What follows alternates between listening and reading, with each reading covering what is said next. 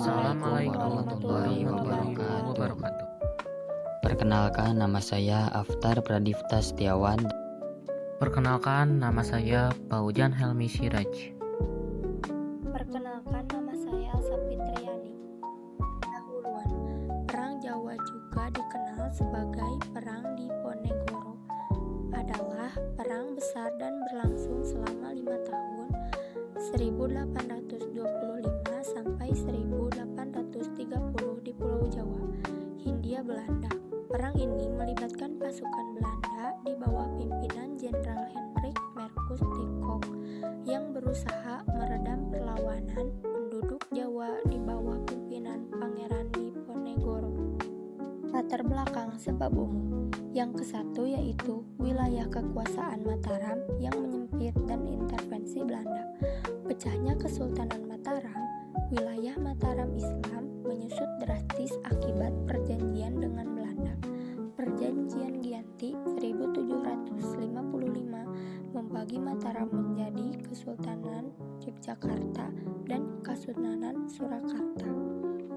Perjanjian Salatiga 1757 membagi wilayah Sukararta menjadi Kasunanan Surakarta dan Kadipaten Rangkunegaran Penderian Kadipaten Pakualaman 1813. Inggris menambah pemecahan wilayah di Yogyakarta. Intervensi politik Belanda, wilayah yang semakin kecil mempermudah Belanda untuk ikut campur. Intervensi dalam urusan internal, keraton, dan kebijakan raja. Degradasi moral dan nilai perilaku buruk Belanda. Misalnya, kebiasaan minuman keras mulai ditiru di kalangan bangsawan hingga rakyat, yang bertentangan dengan nilai-nilai keislaman dan junjung Mataram. Yang kedua yaitu konflik internal istana keraton. Kepentingan pribadi Dewan Perwalian dipicu oleh pengangkatan Hamengkubuwono yang masih di bawah umur, membuka jalan bagi Dewan Perwalian untuk memasukkan kepentingan pribadi. Polarisasi kekuatan terjadi, perpecahan di dalam keraton yang membentuk dua kubu. Kubu penguasaan de facto Ratu Ibu, Ratu Kencono, dan Patih Danureja. Kubu oposisi Pangeran Diponegoro dan Pangeran Mangkubumi. Yang ketiga, beban pajak yang mencekik rakyat. Penerapan berbagai jenis pajak rakyat dibebani dengan pungutan yang sangat memberatkan dan tidak masuk akal, menunjukkan kesewenang-wenangan. Penerapan berbagai jenis pajak rakyat dibebani dengan pungutan yang sangat memberatkan dan tidak masuk akal, menunjukkan kesewenang-wenangan. Contoh pajak kering aci, pajak tanah, bajiger, pajak ternak, pencumpling, pajak jumlah pintu, dan pejongket, pajak pindah rumah. Latar belakang sebab khusus. Sebab khusus pecahnya Perang Jawa. Sebab khusus yang menjadi pemicu langsung katalis pecahnya Perang Diponegoro pada Mei 1825 adalah tindakan provokatif dan fatal yang dilakukan oleh Belanda. Saat itu, Residen Anthony Hendrik Smithard di Yogyakarta ditugaskan untuk membangun jalan dan rel kereta api. Rencana pembangunan jalan dari Yogyakarta ke Magelang melalui Muntilan diubah rutenya dan belokan. Kesalahan fatal Belanda terjadi ketika mereka memasang patok-patok jalan tepat melintas makam leluhur Pangeran Diponegoro di Tegarejo. Tindakan ini dianggap sebagai penghinaan besar dan pelanggaran terhadap kesucian tanah leluhur Pangeran Diponegoro. Amarah Pangeran Diponegoro pun memuncak. Sebagai reaksi, segera memerintahkan rakyatnya untuk mengganti patok-patok jalan tersebut dengan tombak. Tindakan penggantian patok dengan tombak inilah menjadi pernyataan perangi secara simbolis dan resmi memulai pertempuran Perang Diponegoro. Di sini saya akan menyampaikan tentang jalannya Perang Jawa. Kronologi Perang Diponegoro. Pada tanggal 20 Juli 1825, penyerbuan Tegalrejo. Belanda mengutus 2 bupati senior memimpin pasukan Jawa Belanda untuk menangkap Pangeran Diponegoro dan Pangeran Mangkubumi di Tegalrejo. Pertempuran pecah, kediaman Diponegoro dibakar, namun ia berhasil melarikan diri bersama sebagian pengikutnya. Diponegoro lalu bergerak ke Kulon Progo hingga menetap di Goa Selarong, 5 km barat Bantul, yang dijadikan basis utama perlawanan. Peristiwa ini menandai awal Perang Jawa. Pada Agustus 1825, perebutan keraton dan kemenangan awal. Hanya 3 minggu setelah Tegalrejo, Diponegoro berhasil menduduki keraton Yogyakarta. Dukungan masyarakat meluas. 1. Petani menjadi mayoritas tentara. 2. Priai menyumbangkan dana. 3. 15 pangeran dan 41 bupati bergabung. 4. Diponegoro digambarkan sebagai Ratu Adil yang membebaskan rakyat Jawa. Pada tanggal 6 Agustus 1825, pasukan Diponegoro merebut Pacitan. Kemenangan berlanjut di Purwodadi, Prambanan, Pleret, dan Kedu. Perlawanan juga menjalar ke Madiun, Magetan, Kediri, dan sekitarnya. Taktik gerilya. Diponegoro menggunakan perang gerilya, yaitu menyerang secara tiba-tiba lalu mundur cepat, menguasai jalur pedalaman dan hutan sehingga pasukan Belanda sulit mengejar, menyerang konvoi logistik dan pos-pos Belanda di daerah terpencil, menyebarkan keyakinan bahwa Diponegoro adalah Ratu Adil, sehingga rakyat rela memberi perlindungan, informasi, bahkan logistik. Taktik ini membuat Belanda kesulitan selama 2 tahun pertama perang. Pada tahun 1827, pengerahan besar pasukan Belanda.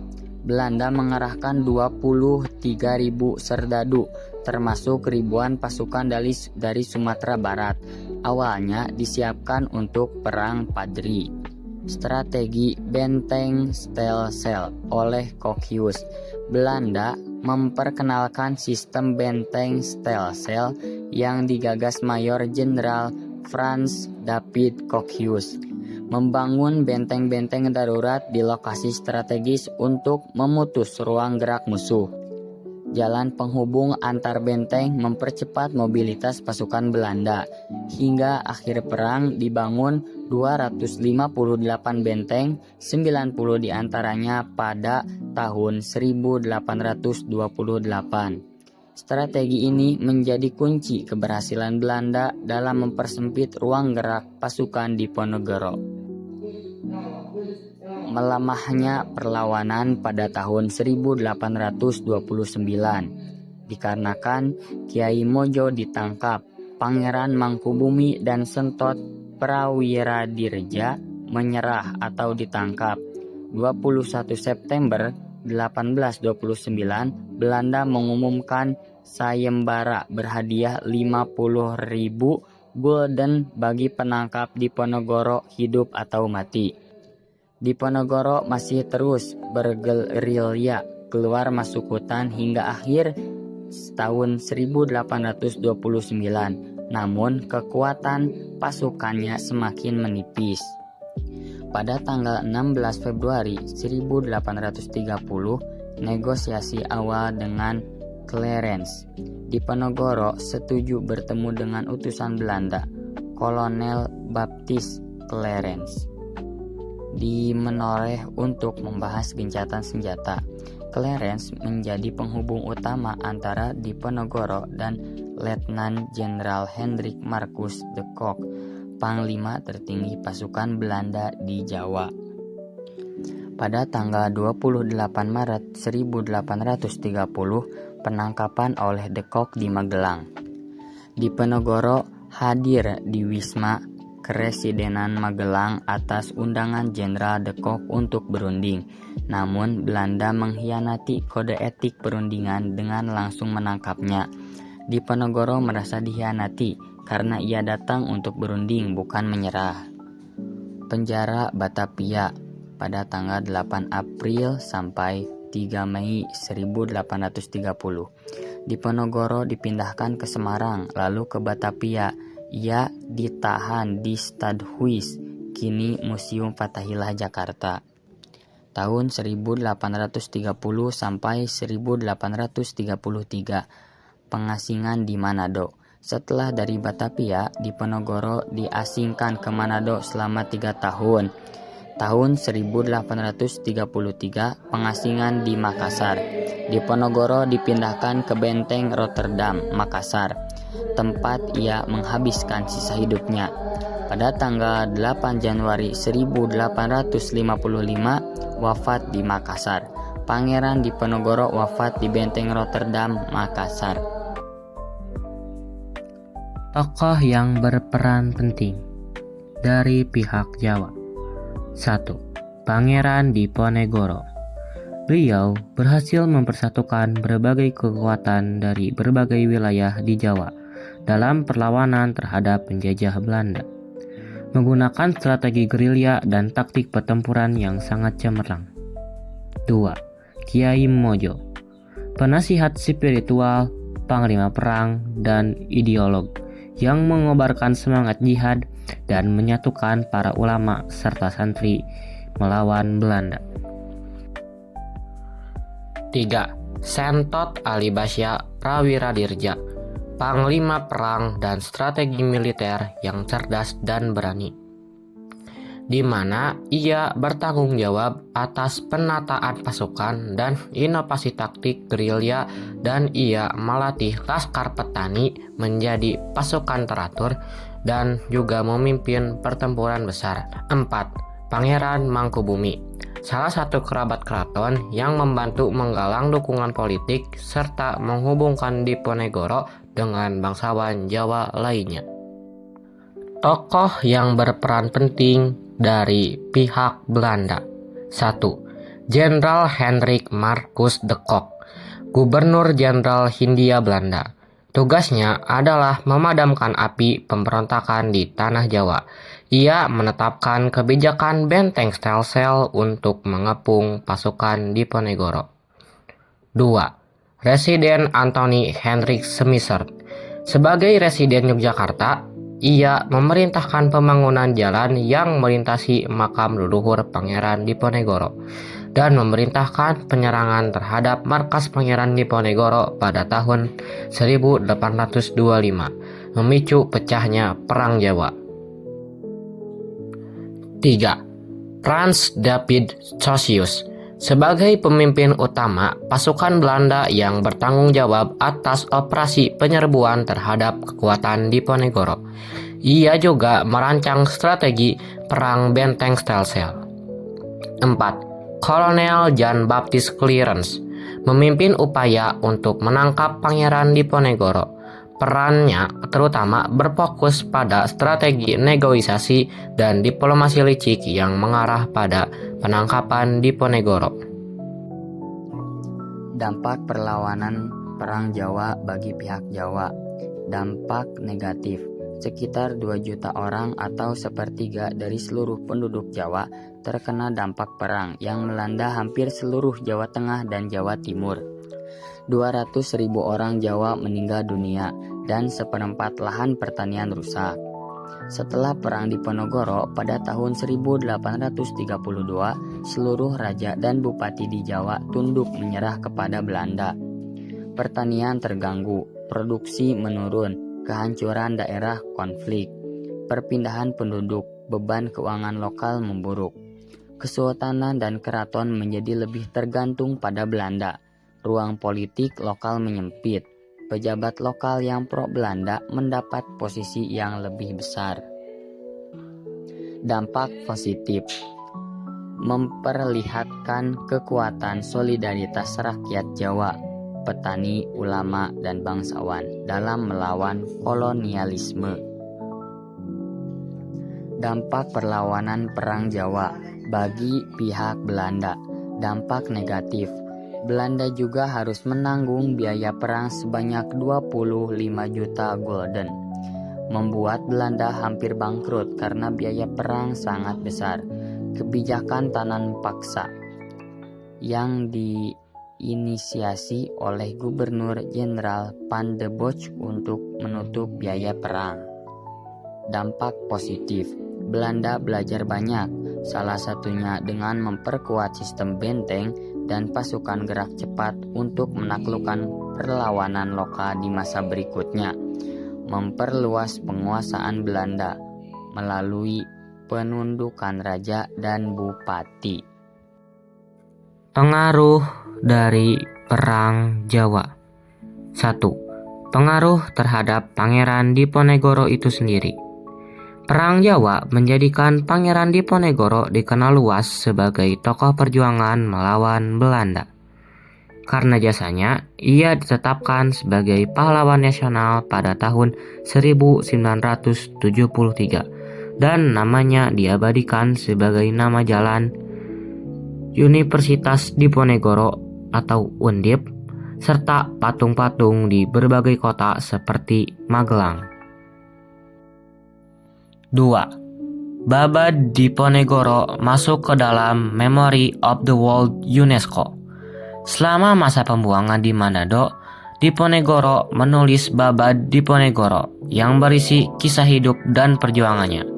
Karya ini diakui oleh UNESCO sebagai Memory of the World karena nilai sejarahnya dan sastranya yang tinggi. 3. Pengaruh terhadap seni dan sastra. Kisah perjuangan Diponegoro menginspirasi berbagai karya besar seperti lukisan penangkapan Pangeran Diponegoro karya Raden Saleh, buku Kuasa Ramalan oleh Peter Carey, dan novel Sang Pangeran dan Janisari Terakhir oleh Salim Afilah. 4. Penguatan identitas nasionalisme bangsa. Konflik ini memperkuat identitas nasionalisme Indonesia dan menjadi titik awal bagi perlawanan lebih lanjut terhadap penjajahan kolonial Belanda. 5. Inspirasi kepemimpinan dan perlawanan. Figur Diponegoro dianggap sebagai contoh kepemimpinan yang berdiri atas moral, agama, dan keadilan. Menjadi teladan bahwa keberanian dan merasa terpanggil untuk melawan ketidakadilan adalah bagian dari sejarah dan masa kini. Strategi perlawanan gerilya, pendirian benteng, dan pengorganisasian rakyat menjadi pelajaran taktik dan moral dalam konteks perlawanan terhadap kesemenang-menangan. 6. Perubahan wilayah di Jawa. Kekalahan dalam perang membuat Belanda mengambil alih wilayah mancanegara Yogyakarta dan Surakarta, sehingga peta kekuasaan Jawa berubah. Akibatnya, pembagian wilayah di Jawa setelah Indonesia merdeka juga berbeda dari sebelumnya. Sebelum terjadi Perang Jawa, wilayah Yogyakarta dan Surakarta akan tetap meliputi sebagian besar wilayah hasil Palihan Nagari Perjanjian Giyanti 1755 atau setidaknya mengikuti batas-batas menurut tahun 1812. Pengaruh dari Perang Jawa, 7 peninggalan berupa bangunan dan peninggalan. Museum Monumen Diponegoro Sasana Wiratama. Gedung museum menempati bangunan yang merupakan bekas kediaman Pangeran Diponegoro. Koleksinya berupa peninggalan-peninggalan Pangeran Diponegoro seperti senjata asli Laskar Diponegoro seperti tombak, bandil atau martil baja, keris, dan lain-lain. Terdapat juga tembok jebol yang diyakini menjadi jalan pelarian Pangeran Diponegoro dan pasukannya. Museum Diponegoro Magelang. Gedung museum menempati bangunan yang merupakan bekas penangkapan Pangeran Diponegoro dan rumah Jenderal Markus de Kock. Museum ini menyimpan koleksi seperti jubah kain, balai beralas bambu tempat salat, kitab takrib berisi siat perang, serta satu set meja dan kursi dengan guratan kuku bekas kemarahan Pangeran Diponegoro saat perundingan. Manfaat peristiwa tersebut bagi kita menumbuhkan semangat nasionalisme, mempelajari pengorbanan Pangeran Diponegoro dan pengikutnya dalam mempertahankan kehormatan dan kedaulatan bangsa adalah fondasi untuk menanamkan cinta tanah air yang kuat dan semangat nasionalisme di kalangan generasi penerus. Kesadaran sejarah dan identitas nasional melalui pemahaman mendalam terhadap peristiwa sejarah seperti ini, generasi penerus dapat lebih menghargai budaya lokal, perjuangan masa lalu, dan tidak mudah untuk dilupakan. Menghargai jasa dan pengorbanan pahlawan, kesadaran akan besarnya pengorbanan yang telah diberikan para pejuang memicu rasa hormat dan syukur. Ini mendorong komitmen untuk mengisi kemerdekaan dengan karya dan dedikasi. Mengambil teladan religiulitas dan moral. Sosok Pangeran Diponegoro sebagai pemimpin yang berperang teguh pada nilai agama dan moral menjadi cerminan integritas. Ini memberikan paduan etika yang dapat diterapkan dalam kehidupan sehari-hari. Manfaat peristiwa tersebut bagi kita memupuk persatuan dan solidaritas, keterlibatan berbagai golongan masyarakat seperti ulama, bangsawan, rakyat dalam perang menunjukkan pentingnya kolaborasi dan persatuan. Manfaat ini memperkuat kesadaran akan pentingnya kebersamaan di tengah keberagaman. Inspirasi untuk berprestasi dan membangun bangsa. Semangat juang dan kepemimpinan yang strategis dari masa lalu harus diterjemahkan menjadi motivasi bagi generasi kini untuk berprestasi dan berkontribusi secara nyata dan membangun negara. Sekian video dari kami. Mohon maaf jika ada kesalahan dalam berkata. Wassalamualaikum warahmatullahi wabarakatuh.